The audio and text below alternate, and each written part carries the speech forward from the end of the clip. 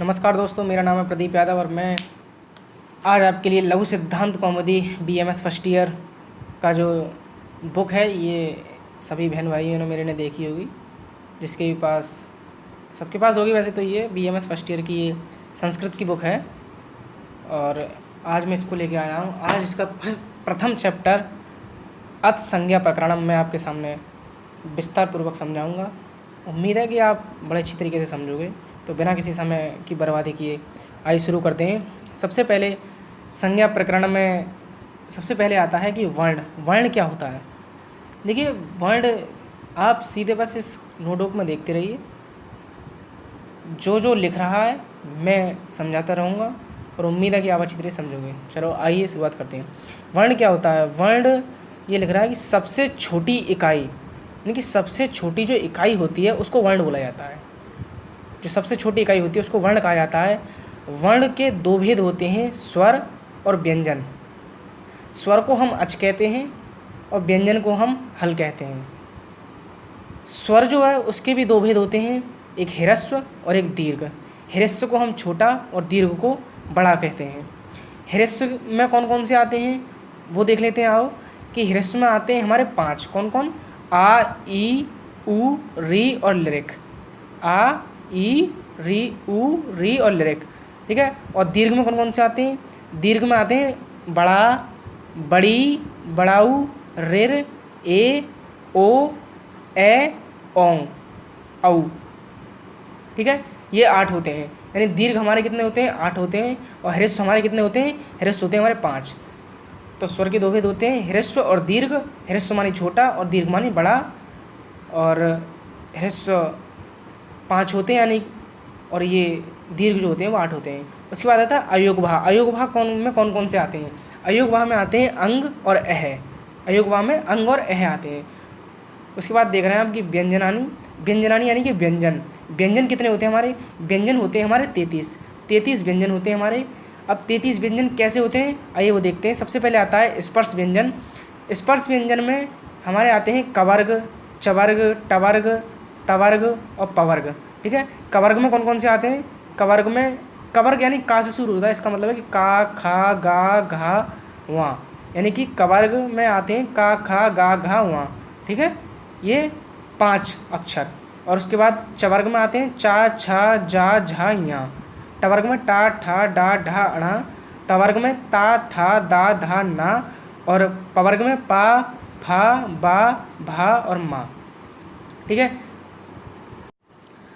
दोस्तों इसके बाद आप देख पा रहे होंगे कि इसमें आया है कि अंतस्था वर्ण। अंतस्था वर्ण में कौन कौन से आते हैं?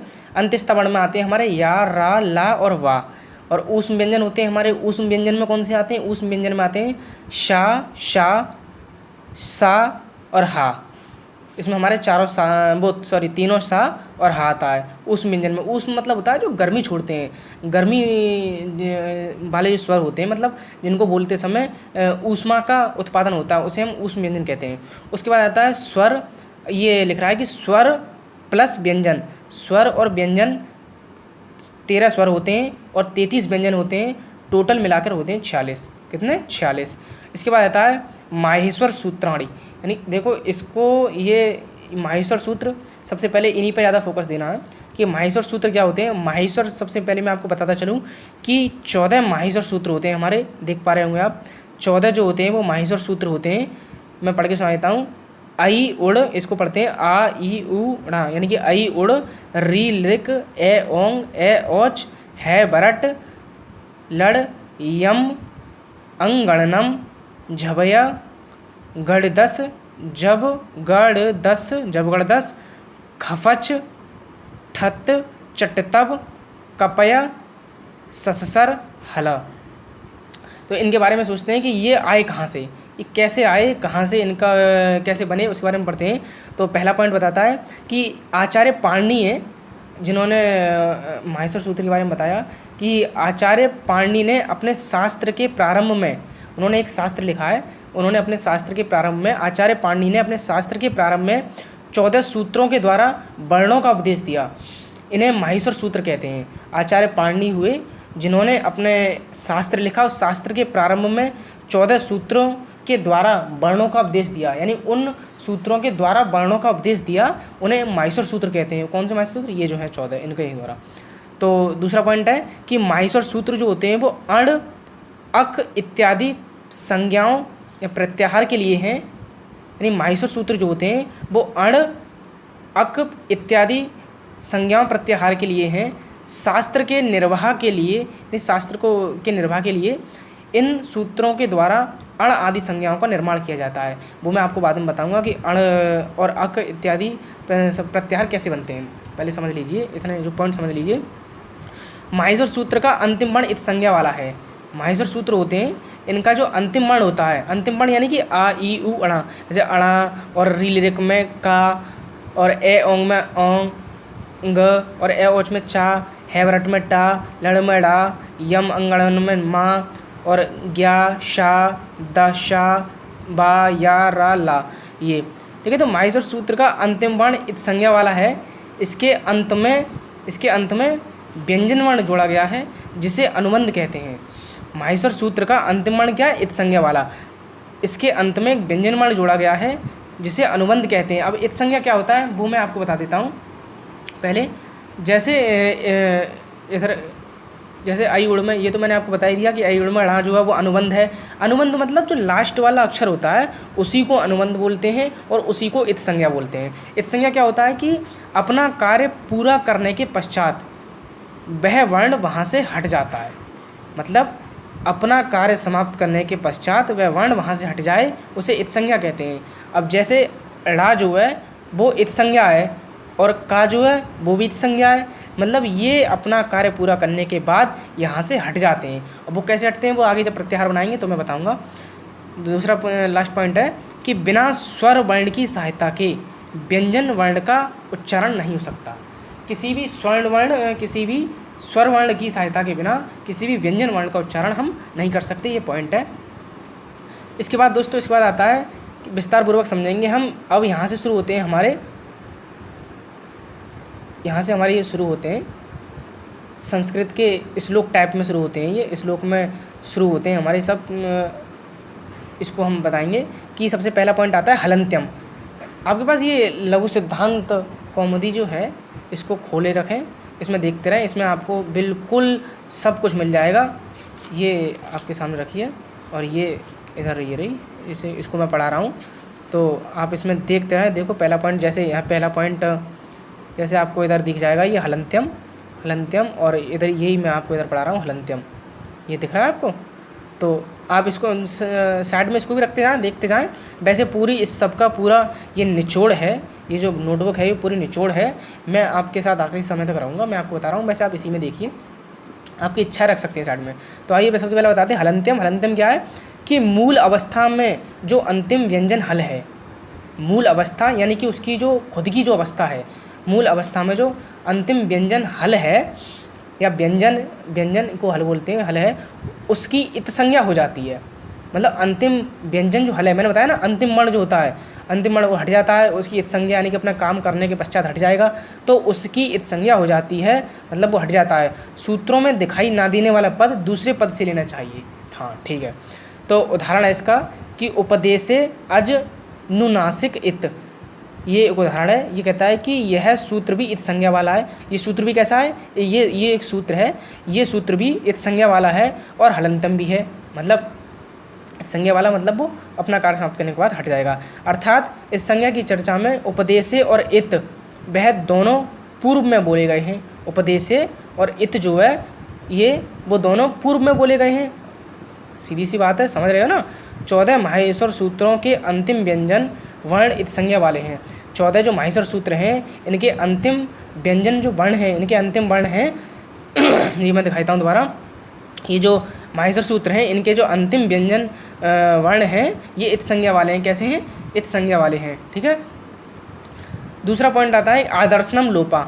आदर्शनम मतलब ना दिखाई देने वाला, ना दिखाई देने वाला यानी कि होते हुए भी ना दिखाई देना, ना दिखाई देना लोप कहा जाता है। मतलब है तो सही परंतु फिर भी ना दिखाई दे, उसे लोप कहा जाता है। जो वर्ण दिखाई दे परंतु बाद में उसे हटा दिया जाए उसे लोप संज्ञक कहते हैं। मतलब कहने का तात्पर्य ये है कि जो वर्ण दिखाई तो दे रहा है परंतु अपना कार्य समाप्त करने के बाद उसे वहाँ से हटा दिया जाता है, उसे कहते हैं आदर्शनम लोपा, यानी दिखाई ना देना, यानी कि होते हुए भी दिखाई ना देना लोप कहा जाता है। जो वर्ण दिखाई दे परंतु बाद में उसे हटा दिया जाए उसे लोप संज्ञा कहते हैं। जैसे अब यहाँ पर इत संज्ञा वाला जो वर्ण होता है लास्ट वाला, उसको कैसे हटाते हैं, कैसे प्रयोग करते हैं, वो मैं आप समझाऊंगा। कि जैसे एक उदाहरण है ऐ उड़। ऐ उड़ सूत्र में णा कैसा है, इत संज्ञक है। णा जो है इत संज्ञक है, मतलब कि ये अपना कार्य समाप्त करने के बाद यहाँ से हटेगा, इसलिए इत संज्ञक है। मतलब णा का आगे प्रयोग नहीं लेंगे, णा का प्रयोग नहीं लेंगे तो कितना क्या रह जाएगा, आ ई उ, बस यही रह जाएगा। ठीक है, बाकी आगे आगे पॉइंट बाय समझाता रहूँगा। तीसरा है कि तस्य लोपा, यानी कि जिसकी इत संज्ञा होती है उसका लोप हो जाता है, यानी कि जिसकी इत संज्ञा हो गई, जैसे यहाँ पर णा की इत संज्ञा हो गई तो इसका क्या हो जाएगा, लोप हो जाएगा, छिप जाएगा। सूत्रों में णा आदि की इत संज्ञा प्रयोजन मात्र अण प्रत्याहार बनाना है। ठीक है, जैसे मैंने पीछे बताया था कि अण प्रत्याहार कैसे बनेंगे, अब वो बताता हूँ। कि जैसे जिसकी इत संज्ञा होती है, यानी कि जिसकी इत संज्ञा होती है उसका लोप हो जाता है, यानी कि हट जाता है। जैसे णा की इत संज्ञा होगी तो ये यहाँ से हट जाएगा। सूत्रों में णा आदि की इत संज्ञा हुई है। ठीक है, तो णा आदि की संज्ञा क्यों हुई है, प्रयोजन मात्र क्यों हुई है, अण प्रत्याहार बनाने के लिए, क्योंकि णा की इत संज्ञा हो गई अण प्रत्याहार बनाने के लिए। चौथा पॉइंट आता है आदिवृत्तेन सहिता। ये एक विधायक सूत्र है, इसमें कोई ज़्यादा खास कुछ नहीं है, विधायक सूत्र है बस। इसमें इसको विच्छेद कर दिया है, आदि प्लस अन्य तेन। उदाहरण आ ई उ णा आदि, ये पहले यानी पहले आ रहा है, मध्य में आ रहे हैं और ये बाद में, बस इसमें कोई ज़्यादा कुछ नहीं है। आगे ये शुरू करते हैं हम। ये करते हैं कि जहाँ अण शब्द का व्यवहार होगा, जहाँ अण शब्द का व्यवहार होगा वहाँ उसके द्वारा आ ई उ ये 3 अक्षर आएंगे। मतलब ये है कि प्रत्याहार बनाएंगे हम।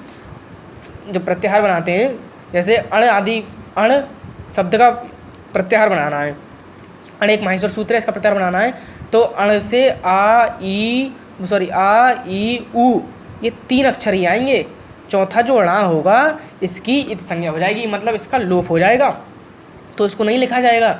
जैसे यहाँ पे ये दिख रहा है आपको। जैसे अब दूसरा आता है कि अक, जैसे मैं यहाँ पर दिखाता हूँ आपको, अक प्रत्याहार बनाना है हमें। अब अक में, अब ये माहेश्वर सूत्र जो थे हमारे, यहाँ हम पहुँचेंगे। अक कौन सा है इसमें, अक कहाँ से कहाँ तक आ रहा है, आ ये, और का देखो यहाँ पे का ये आ रहा है, तो आ से लेके का तक। अब जो लास्ट वाला जो है इसकी तो इत संज्ञा हो जाएगी दोनों में, तो बचे कौन कौन से, आ ई उ री, मतलब ये 1 2 3 4 5 अक्षर बचे। ये 5 अक्षर आ जाएंगे, 5 वर्ण आ जाएंगे हमारे किसमें, अक प्रत्याहार बनाने में। णा और का जो है इनकी इत संज्ञा हो जाएगी, इन्हें नहीं लिखा जाएगा। तो मैं आपको बता देता हूँ कि ये जो अण अक है यहाँ पे आ जाएगा यहाँ पे आ जाएगा ये आ, ठीक है, आ, और क्या हो गया, मैं आपको दिखाता हूँ। आ ई आ रहा है, ई उ री लिरिक, आ ई उ री और लिरिक। ठीक है, और इसमें जो णा है ये आपको दिख रहा होगा, णा और का इनकी हो जाएगी इत संज्ञा, मतलब कि इन्हें नहीं लिखा जाएगा, इनका लोप हो जाएगा। तो ये बन गया हमारा अक प्रत्याहार। ठीक है, अब इसी तरीके से ये सारे प्रत्याहार हैं, मैं आपके लिए छोड़ दे रहा हूँ, आप बनाते रहना। ये इसका स्क्रीनशॉट ले लें या फिर कैसे भी देख लें आप। ये हमारे टोटल कितने प्रत्याहार बनते हैं वो एक पॉइंट है कि ये 14 माहेश्वर सूत्र हैं, इनसे 41 प्रत्याहार बनते हैं। कितने, 41 प्रत्याहार बनते हैं। ये सभी 41 हैं, कुछ ये रहे कुछ ये रहे, ये पूरे 41 प्रत्याहार हैं, आप बनाते रहना। आगे आता है स्वरों के भेद। स्वर के कितने भेद होते हैं, कि स्वर को हम अच भी कहते हैं। क्या कहते हैं, अच भी कहते हैं। तो इसके बारे में पढ़ेंगे। पहला, ये सब सूत्रों से ही है, सूत्रों से समझाया जाता है इनको। पहला है कि ओकालो अज झ्रस्व दीर्घ प्लुतः, ओकालो अजह्रस्व दीर्घ प्लुतः, यानी ओकार मतलब ओकार जो एक मात्रिक है, उकार जो द्विमात्रिक और उकार जो त्रिमात्रिक, इन तीनों उकारों को बोलने में जितना समय लगता है उतना ही समय अच स्वरों के उच्चारण में लगता है। ये कहा गया है कि उकार, उकार और द्विमात्रिक उकार जो है और त्रिमात्रिक, इन तीनों उकारों को बोलने में जितना समय लगता है ये डेफिनेशन है। जितना समय लगता है उतना ही समय स्वरों के उच्चारण में लगता है। अब आता है कि स्वर के कितने भेद होते हैं। स्वर के 3 भेद होते हैं। स्वरों के कितने भेद होते हैं? स्वरों के 3 भेद होते हैं। प्रथम 3 कौन से हैं? प्रथम 3 है ह्रस्व, दीर्घ और प्लुत। और द्वितीय 3 कौन से हैं? उद्दात, अनुदात और स्वरित। और तृतीय 3 कौन से हैं? अनुनासिक और अनुनासिक। ठीक है, ये हमारे स्वरों के भेद होते हैं। अब आगे बढ़ते हैं। इसके बाद आता है लिरि के कितने भेद होते हैं। लिरि के 12 भेद होते हैं। लिरि है जिसके 12 भेद होते हैं। और ए ओ औ के भी 12 भेद होते हैं। ए ओ और औ के भी 12 भेद होते हैं। प्रत्येक अचवर्ण, एक जो अचवर्ण होता है 9 प्रकार का होता है। प्रत्येक अचवर्ण 9 प्रकार का होता है। जिस वर्ण का ह्रस्व नहीं होता, जिस वर्ण का ह्रस्व नहीं होता वह 6 प्रकार का होता है। ये लाइन आपको ऐसे समझ नहीं आएगी, मैं इधर समझा दूंगा। सबसे पहले आता है ह्रस्व, दीर्घ और प्लुत। ह्रस्व में क्या क्या है? ह्रस्व में आते हैं, मैंने आपको बताया ह्रस्व कितने होते हैं, 5 में होते हैं। इसमें आ, ई, उ, री, री, ये ह्रस्व में आते हैं। दीर्घ में बड़ा, ई, उ, री, ए, ओ, ए, औ, ये आते हैं हमारे। और लिरि जो होता है, लिरि के 12 भेद होते हैं। मैं ऊपर पढ़ा ना, लिरि के 12 भेद होने से इसका दीर्घ नहीं होता। लिरि के 12 भेद होने से इसका क्या है, कोई भी दीर्घ नहीं होता है। और प्लुत जो है, प्लुत में हमारे बड़ा आ, बड़ी ई, उ, बड़ा उ, री, ए, ओ, ए और औ, ये आते हैं। अब ये बनते कैसे हैं? मैंने बताया ना कि प्रत्येक अचवर्ण 9 प्रकार का होता है। अब ये मैं आपको बना के दिखाऊंगा कि कैसे होते हैं ये, वो आप देखिए। सबसे पहले ह्रस्व में बनाते हैं। ये हमारा ह्रस्व है। और 3 होते हैं ना स्वरों के, ह्रस्व, दीर्घ और प्लुत। इनको बनाएंगे। पहले फर्स्ट जो मैंने आपको इधर बताया हुआ, इधर देखो, इधर बताया है मैंने कि ह्रस्व कितने होते हैं, ह्रस्व, दीर्घ और प्लुत। तो सबसे पहले इसके बनाएंगे, प्रत्येक अचवर्ण के 9 बनाते हैं। सबसे पहले ह्रस्व है, तो ह्रस्व का सबसे पहले उद्दात, ये आपको इधर से समझ में नहीं आएगा, मैं पीछे समझाऊंगा, पहले इधर से समझ लो थोड़ा कि उद्दात, अनुनासिक, अनुदात, अनुनुनासिक, उद्दात, अनुनुनासिक, स्वरित, अनुनुनासिक, ऐसे दीर्घ के। अभी कैसे बने वो देखिए कि ये हमारा ह्रस्व। अब ह्रस्व की पहले इसके साथ लेंगे। ह्रस्व का बनाना है पहले, तो सबसे पहले दीर्घ को लेंगे इसके साथ। दीर्घ क्यों, ह्रस्व को लेंगे। ह्रस्व का सबसे पहले लेंगे कि उद्दात का किसके साथ लेंगे, पहले अनुनासिक और उद्दात अनुनासिक। ठीक है, उद्दात अनुनासिक, उद्दात अनुनासिक, ये आ गया। ऐसे ही फिर अनुदात का लेंगे, अनुदात अनुनासिक और अनुदात अनुनासिक, ये आ गया इधर कि इधर है ये अनुदात अनुनासिक और अनुदात अनुनासिक। फिर स्वरित का स्वरित अनुनासिक, स्वरित अनुनासिक। मैं एक उदाहरण समझाता हूँ कि सबसे पहले ह्रस्व का बनाएंगे, तो ह्रस्व में सबसे पहले प्रथम 3 बनाएंगे। उद्दात का किसके साथ, अनुनासिक के साथ मल्टीप्लाई करेंगे। मल्टीप्लाई मान लो कि उद्दात का अनुनासिक, फिर उद्दात अनुनासिक, फिर अनुदात अनुनासिक और अनुदात अनुनासिक। ऐसे स्वरित का स्वरित अनुनासिक, स्वरित अनुनासिक। ऐसे दीर्घ के बनाते हैं। दीर्घ का लेंगे तो दीर्घ में कि फिर उद्दात अनुनासिक, उद्दात अनुनासिक, फिर दीर्घ सेकंड में अनुदात अनुनासिक, अनुदात अनुनासिक, फिर स्वरित का स्वरित अनुनासिक, स्वरित अनुनासिक। ये आप इधर देख पा रहे होंगे कि दीर्घ में आप पहले आ गया उद्दात अनुनासिक, उद्दात अनुनासिक, फिर अनुदात अनुनासिक, अनुदात अनुनासिक, स्वरित अनुनासिक। ऐसे ही प्लुत के बनाते हैं तीनों। तो ह्रस्व का कितने बने, 6 बनेंगे ना ह्रस्व के, तो 2, 4, 6 बने ना पूरे। ये कितने बने, 6 बनते हैं ये। तो ह्रस्व के कितने, 6, और दीर्घ के कितने, 6, और प्लुत के कितने, 6। तीनों को मिलाकर कितने भेद होते हैं, 18 भेद होते हैं। ठीक है, ह्रस्व के 6, दीर्घ के 6 और प्लुत के 6, ये बनते हैं हमारे 18 भेद। अब इसमें पहले आता है उच्चई रुद्दात। उच्चर उद्दात मतलब उद्दात संज्ञा क्या होती है। उच्चर उद्दात यानी कि उच्चर उद्दात को उद्दात भी बोलते हैं कि तालु आदि स्थानों के ऊपर वाले भाग से बोले जाने वाले अचस्वर उद्दात होते हैं। जो हमारी जिह्वा है, तालु है, तालु आदि के स्थानों के ऊपर वाले भाग से, यानी ऊपर वाले भाग से बोले जाने वाले जो अचस्वर होते हैं उन्हें उद्दात कहते हैं।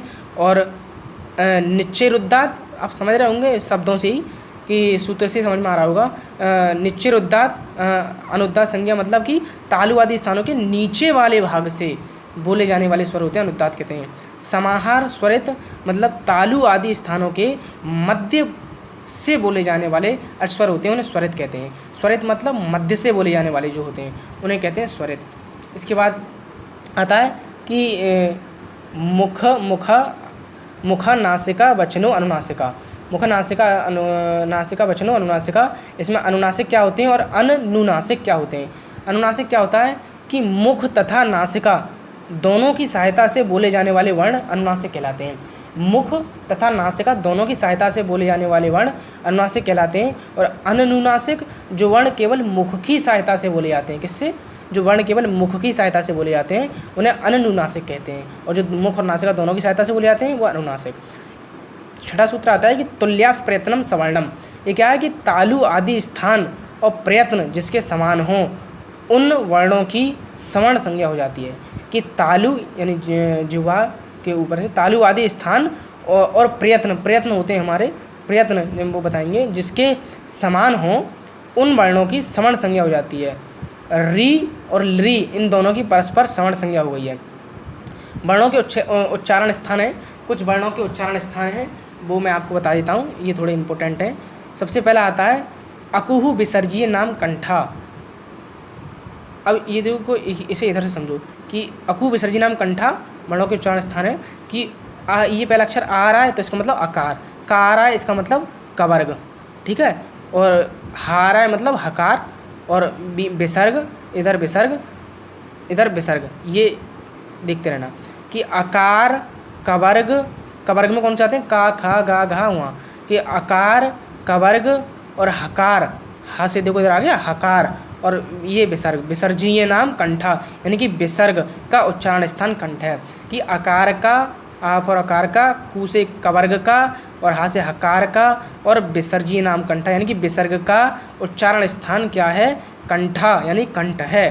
दूसरा आता है इच्छु यशनाम तालु। इच्छु यशानाम तालु यानी कि ई से इकार, इधर ये चा है, चा से चवर्ग, चवर्ग में आते हमारे चा छा जा झा यहाँ, और या से यकार और शा से शकार। नाम तालु यानी कि इनका उच्चारण स्थान तालु है, यानी कि इकार चवर्ग यकार और शकार का उच्चारण स्थान तालु है।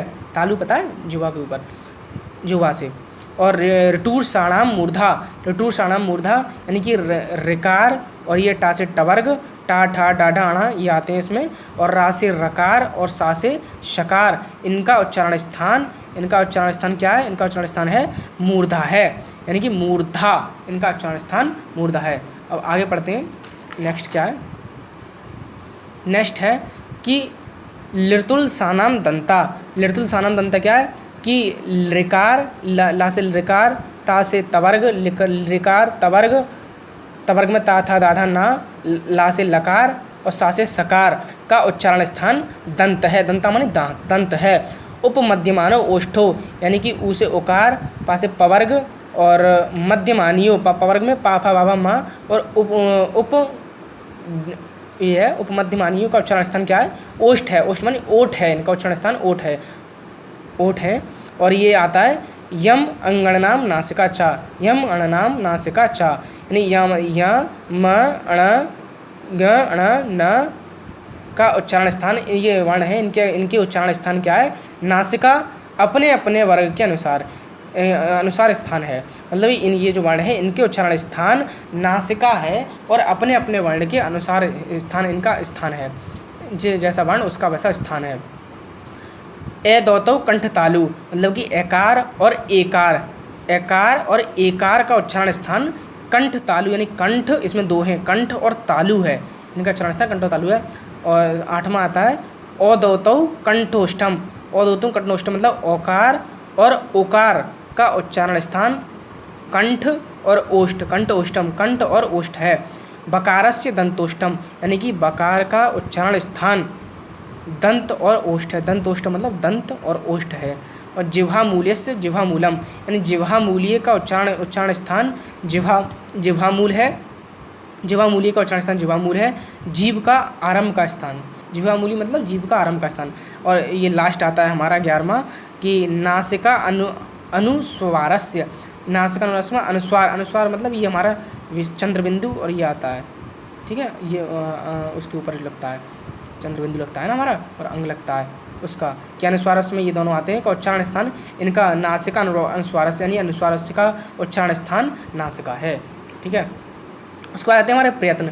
प्रयत्न क्या होते हैं, मैंने पीछे बताया था ना प्रयत्न की सवर्ण संज्ञा, प्रयत्न क्या होते हैं, अब आ गया कि प्रयत्न क्या होते हैं कि वर्णों के उच्चारण शरीर नाभि भाग से प्रारंभ होकर, वर्णों का हम उच्चारण स्थान बोलते हैं, वो हमारे नाभि भाग से उत्पन्न होते हैं। यानी कि वर्णों का उच्चारण शरीर के नाभि भाग से प्रारंभ होकर हृदय और शीर्ष भाग से होते हुए, मतलब कि नाभि भाग से प्रारंभ होकर हृदय और शीर्ष भाग से ऊपर की ओर शीर्ष भाग से होते हुए मुख से बाहर तक, मुख से बाहर तक यानी मुख से बाहर आ गए, नाभि पे आए, फिर शीर्ष भाग, फिर मुख से बाहर तक एक प्रकार का यत्न होता है, मतलब कि एक प्रकार का यत्न होता है।